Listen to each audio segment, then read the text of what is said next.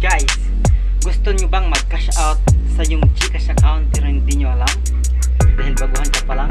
Well, para sa iyo ang video to.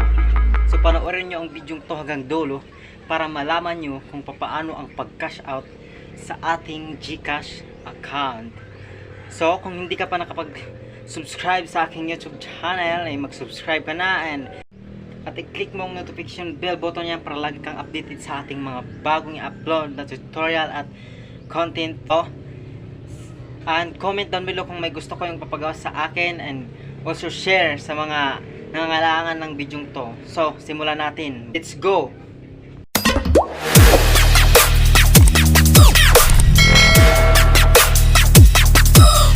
Guys, punta lang tayo sa ating GCash account. And magpa-processing po siya para ilagay yung ating PIN sa ating GCash account.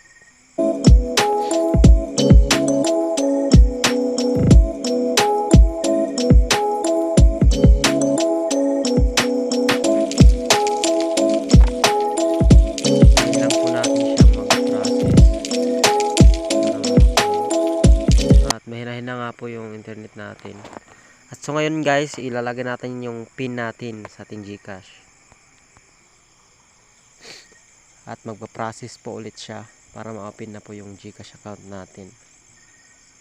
Tayin lang po natin siyang ma-open at doon na po natin gagawin yung ating dapat gawin sa ating GCash.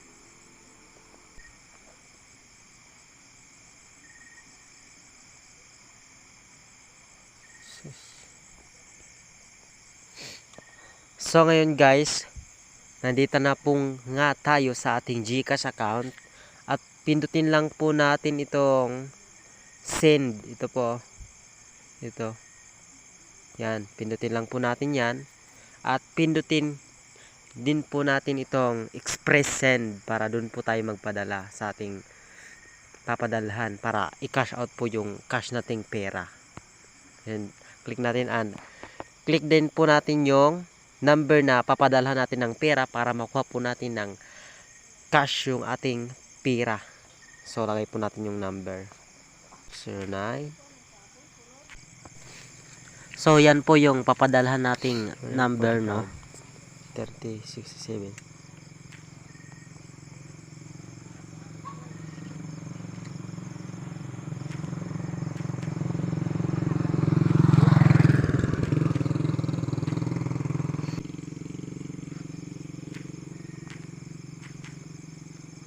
So, magpa-process na po siya at maglalagay na po na tayo ng amount na ating ipapadala. So, kunwari po ay 1,000.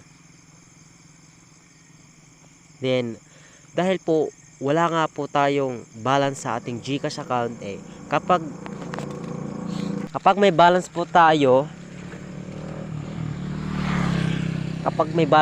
sa ating GCash account, masisinda po yan at magsisind po ang GCash sa atin ng reference number para yun po ang ipakita natin sa ating pagkukunan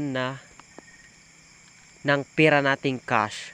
So yun po ang process yan ng GCash.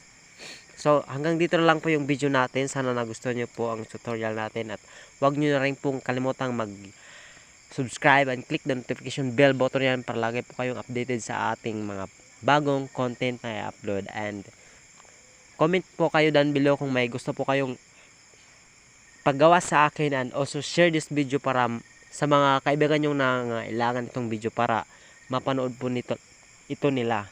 So hanggang dito lang po ang video natin. Bye! So dito na nagtatapos ang video natin. Kung nagustuhan nyo, siyempre paki-share naman and comment down below and like. Click the subscribe button and click the notification bell button yan para lagi kang updated sa mga bagong nating upload na video. So hanggang dito na lang. Bye!